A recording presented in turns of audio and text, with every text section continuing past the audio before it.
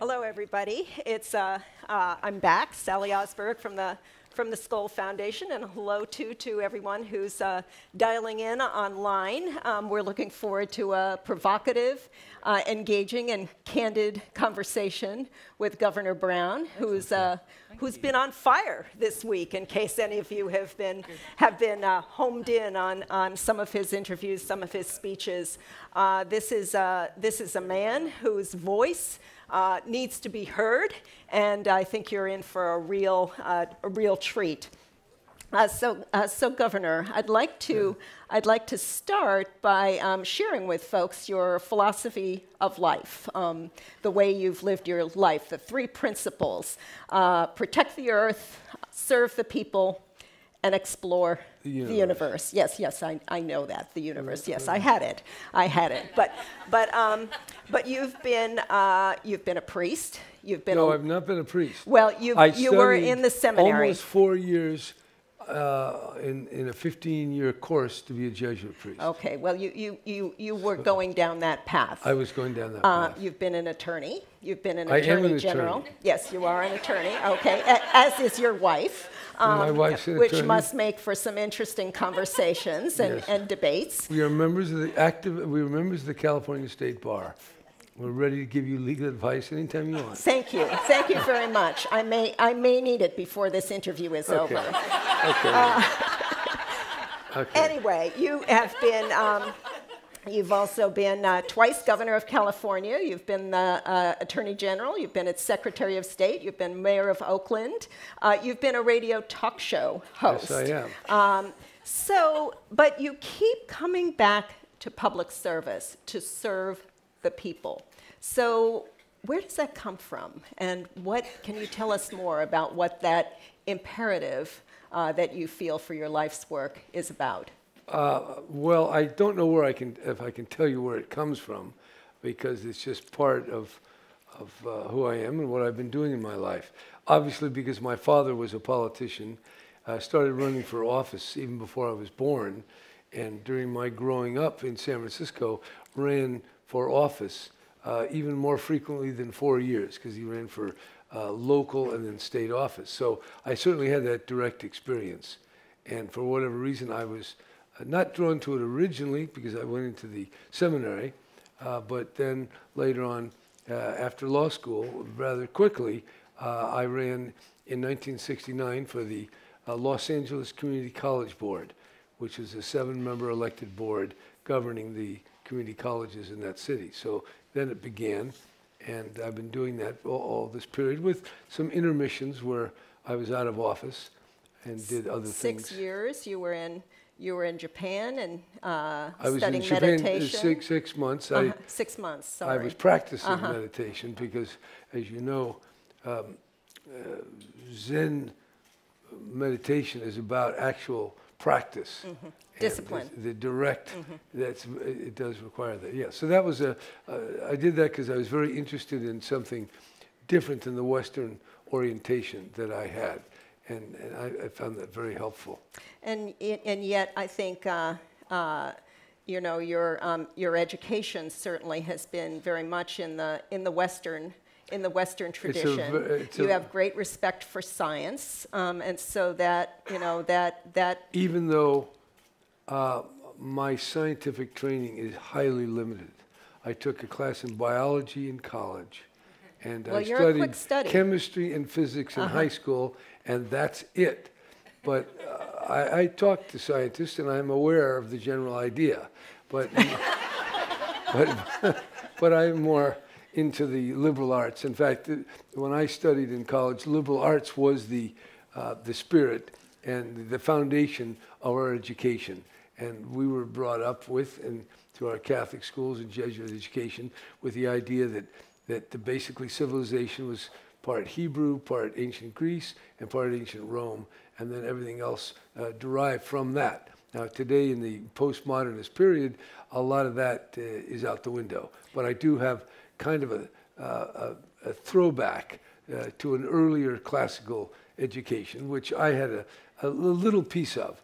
But nevertheless, in comparison to what's happening today, it's quite it's quite a heritage that I do have a part of, and I'm very happy that that's the case, because I can look at the world somewhat as an outsider from a different perspective, and it's so I see things in ways how much they've changed, and we've not just historically, but just in the whole the fads and the what comes and goes. I've seen it over the last, particularly 40 years of my adulthood. It's changed quite a lot. The Catholic Church has changed, the Jesuit order has changed, the university experience has changed, American politics has changed, the world is changing in the emergence of new power centers and identities. So all of that is very interesting to me, and I see it with a certain foundation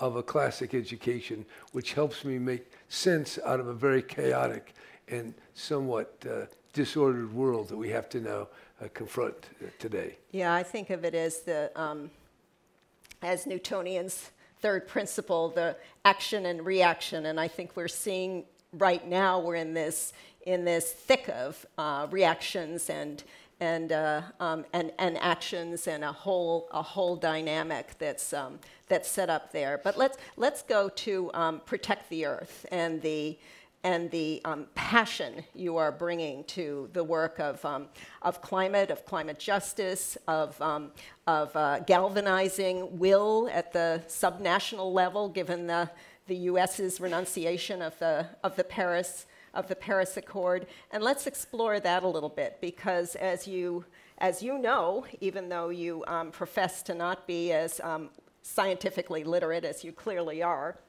we know that we've exceeded the 400 parts per million threshold. We know the sea levels are rising. We're in the thick of the greatest series of hurricanes that we've seen in history. We know that most cities are coastal, and that with sea level rise, there are even more frightening scenarios on the horizon than we've seen with Syria, for example. So as you're thinking about climate, Governor, and what's to be done, you have been at the center of all these subnational coalitions that are emerging, from We're Still In to the Climate Coalition with Michael Bloomberg, to the there's another one that you've done, and you're doing a climate summit next year. So talk to us about whether we can we really summon the urgency and the will to hold the world at 1.5 degrees? Well, that's a very good question. We don't know. The answer is we don't know. And another question might be, who's we? Is it the Chinese leadership? Is it the subnational jurisdictions? I'm asking the questions, so I want you to tell me. Right. I want you to tell me. Do you think I have all the answers? I hope you do. If you think I have all the answers, you're wrong. Okay. I'll be heartbroken. We live in a very complex world, and we've got 7.3 or 7.4 billion people, and we have a lot of unprecedented challenges because the technology, the population, the interaction with all these different people and cultures.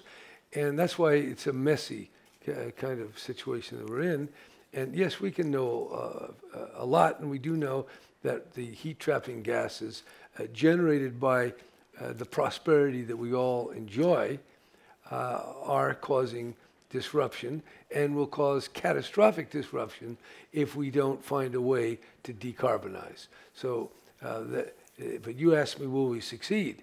And that really, is that a prediction or a prophecy that is looked for? And I kind of hesitate to offer either one. But I do think we have concrete steps that we're taking in California to reduce our carbon footprint. There's a wide consensus in the state to do that, going back many years. And so, and we're just this morning, I met with some Chinese business people who are also very committed because of the horrible pollution in Beijing and Shanghai. Just like in California, at the time Ronald Reagan was governor and Nixon was president, the Clean Air Act was enacted, and California was given a special power, or what they call a waiver, that we could have stricter vehicle emission standards to clean up the smog in Los Angeles. Well, today the Chinese want to clean up Beijing and Shanghai, so in fact they are very aggressive in their pursuit of pollution reduction, which includes reducing the carbon footprint, which the rest of the world has to do. So I think we certainly know the path forward. We have a lot of people trying to get there, but we have a lot of people not trying to get there. The president calls it not only a hoax, but a Chinese hoax. You have a lot of other people saying oil and coal will reduce poverty and help poor people. And that's true in a limited sense, but it will also destroy the whole basis of our civilization if we don't make the turn. So I think the stakes are very high. It's not clear we're going to avoid the catastrophe of not 2 degrees or 1.5 degrees centigrade above the industrial era. No, there's a certain runaway, and if we keep going on the path that we're now on, it will go to 3 or 4 or more or higher degrees, and then you're going to see sea level rise not of a couple of feet, but 8 feet possibly. There are some models that show that. So we definitely face an apocalypse, a catastrophic possibility, but we also have the tools, the knowledge, the science, the technology, and a certain amount of political will. But is it enough? Not clear. But I'm doing everything I can as governor of California to build the political will, and that's why we have the Under 2 coalition, which involves 177 at this point jurisdictions, Quebec, Ontario, Baden-Württemberg, Shanghai, California, New York, all these different subnational groups or powers are committing themselves to do whatever is needed to keep the temperature under 2 degrees. So even though Washington is AWOL for the moment, there are many other parts of America that are fully engaged in doing what we need to do. When I say fully, that's an overstatement. We are engaged. We're building up our commitment and our knowledge and our know-how, but we have a long way to go. We, meaning California, the rest of the world. So we can't be complacent. There's nothing to rest on as yet. We have to really activate and rise to the challenge. But it's very, very large, unprecedented, and I guess other than the possibility of blundering into a nuclear exchange, which would wipe everybody out as well, and could happen any time. Well, it could. I mean, it takes ICBMs in 40 minutes can be dispatched and blow up the world, and it's ever present. But we don't want to talk about that today, and most people don't even want to think it's possible. But sometimes I like to just throw that out because there's a lot of ways that the human civilization can end itself. And we're talking now about climate change, and we got a lot of knowledge on that. We have a lot of paths forward. So I think learning and doing what it takes to reduce the carbon footprint will build the kind of skill and consciousness to get humanity on a better pathway going forward. So we do have a forward, and I'm definitely, I see the path, but we have got a lot of leaders to convince, a lot of corporate presidents, a lot of union leaders, a lot of cultural leaders, a lot of religious leaders to get on board and more committed to what we need to do. And so this is a matter of the glass is both half full and half empty, and we got to keep pushing to the maximum degree possible. We do, maximum degree possible to keep us below that 2 degree threshold, or 3 degrees, or whatever. We can still sustain life as we've known it. We have to do the maximum to create the minimum of pollution. There we go. There we go. Put it in a paradoxical phrase. Yes, yes. Well, you mentioned political will, and one of the features of the Under 2 coalition, I understand, is the unprecedented business presence, that that business leaders also want these signals from governments so that they can make the kind of investment that's necessary to drive the clean energy transformation. So talk to us about business incentives. You were way ahead of your time in the 70s in putting in effect the first tax incentives for rooftop solar. What are some of the incentives that business can that will really drive the transformation that we need forward? And how are you actually modeling that kind of investment for the world? There's basically two tools. You have rules, which could be a regulation or a law, and you have tax breaks or tax incentives. So by taking a course of action that reduces a corporate tax, or by having a rule that gives no choice but to move in this direction rather than that, government, state, local, federal, international agreements can all push business and push innovation in this way I've described. Now in California, we're doing that in many ways. We have tax incentives for electric cars, for clean energy. We have rules to achieve the same goal. And by the way, joining with our, as you implied, it's not only just states like California and New York and Quebec and Ontario as provinces, but corporate presidents are going to join us in September at a climate summit in San Francisco, where we all come together, corporate executives, states and provinces throughout the world, university presidents, and identify what each entity is doing and what commitment each entity is making for the future. So we will have that as a type of mini Paris convening of all these different power groups and power leaders to push the world forward. And we'll do that. And we can look to the example of California, but also the United States has a investment tax credit which encourages wind and solar and other renewable technologies and conservation. So all that can be good. And on the other side, we want to take away subsidies. Fossil fuels, oil, gas, and coal enjoy subsidies. Some big, some larger, some smaller. So we got to slowly but surely remove all those subsidies and transfer that funding to behavior we want, which is a low carbon and ultimately zero carbon future, because the world, in order to survive and to have a planet that's livable, we have to not only get to zero carbon emissions, we have to then extract the greenhouse gases that still remain in the environment. And that's going to be quite a job in itself, because we don't know how to do that scientifically. So there's a lot of agenda here, and it takes government, it takes universities, it takes business people, and it takes human imagination. So it takes poets and writers and people in general who can make whatever contribution they can to waking us up, because there is a certain complacency, ignorance, darkness of mind that is preventing the full mobilization needed to get from where we are, which is a world where carbon is building up, to a world where carbon is disappearing.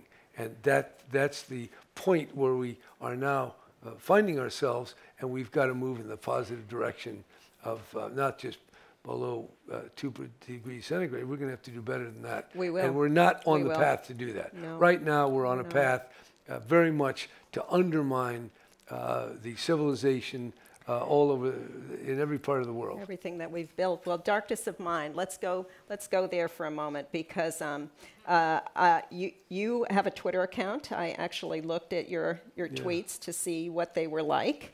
I was disappointed. Tweet less and less. I was disappointed. My dog because now tweets they more weren't than as I do. colorful as I'd hoped they would be, but you are colorful with language, and darkness of mind puts me in mind of your reference to the climate deniers in the White House as troglodytes.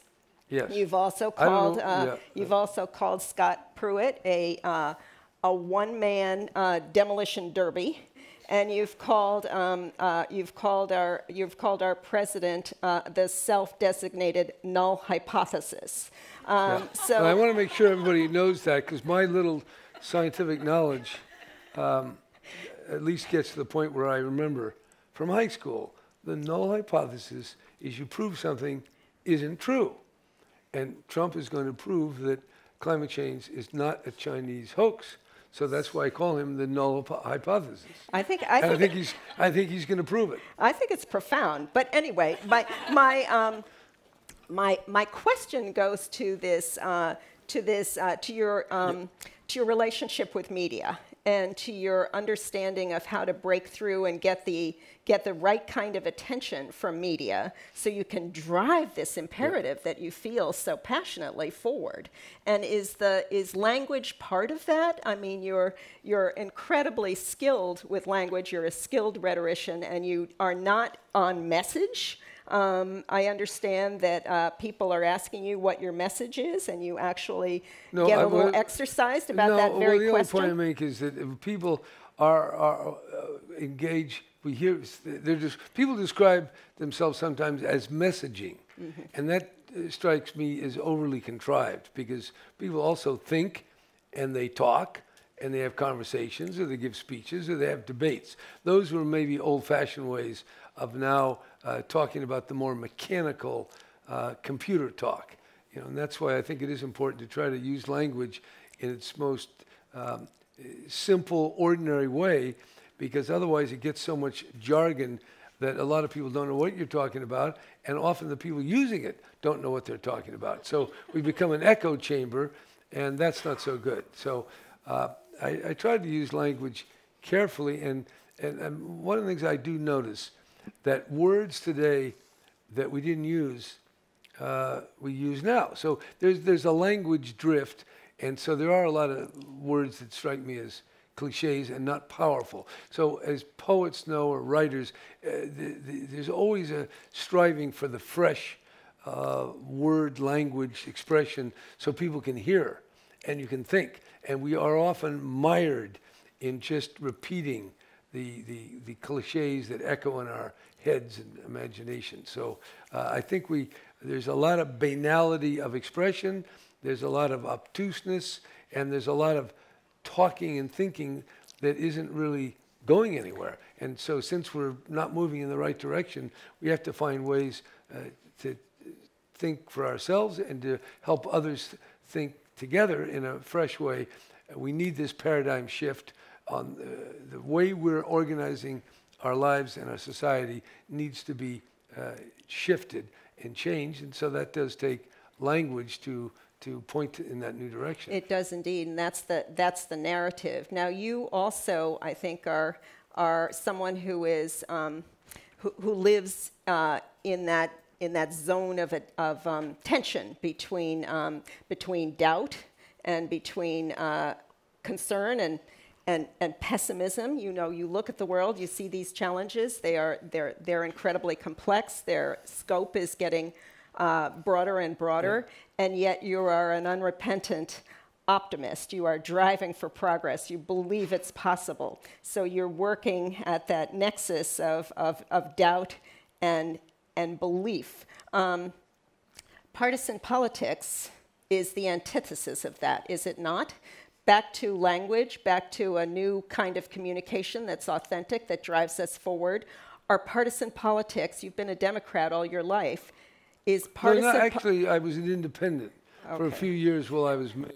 And so do you consider yourself a Democrat now, or? I am a registered Democrat. Okay, yes, so but are you really more of an independent?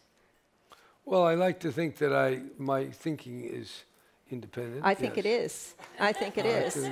I think it is. Michael Porter issued a paper just this week that actually takes on what he calls the political industrial complex.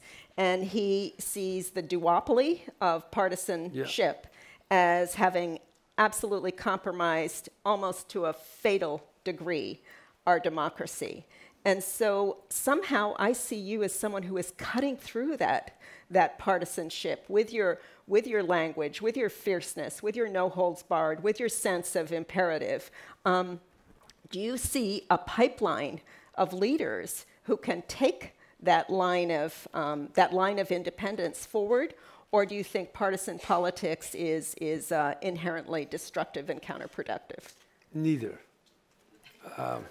I see partisan politics having destructive elements, and certainly the quagmire of Washington and many state capitals demonstrate that very clearly.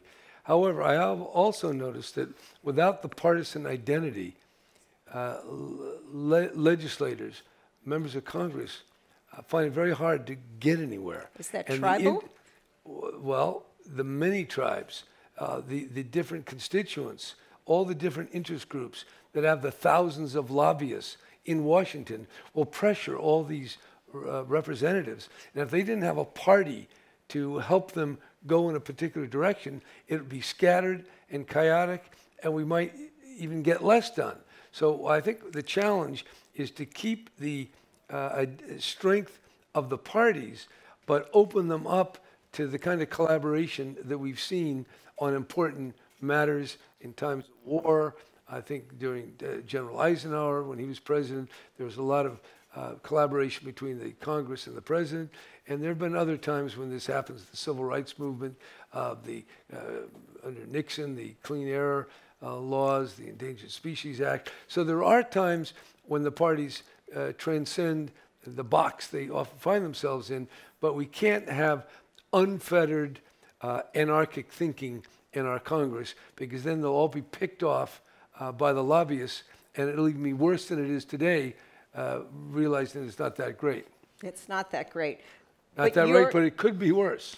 It could be It could worse. be worse, so It could be don't- worse, but I'm looking for better, and I see Well, you. right, but when you're on the edge of a cliff, you want to make sure, know you're on the edge of the cliff, otherwise you'll fall off.